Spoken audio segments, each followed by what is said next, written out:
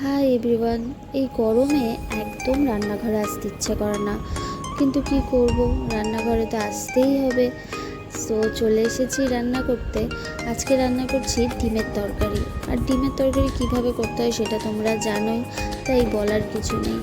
আর সঙ্গে করছি উচ্ছে আলু ভাজা। আর ঘরে কটা দেখি পটল ছিল, কিন্তু পটলগুলো ভাজতে গিয়ে দেখি একদম পেকে গেছে। তো পটলগুলোকে ফেলতেও ইচ্ছে করছিল না, তাই পটল দিয়েও করে ফেললাম একটা রান্না। সো ভিডিওটা তোমরা শেষ পর্যন্ত দেখতে থাকো।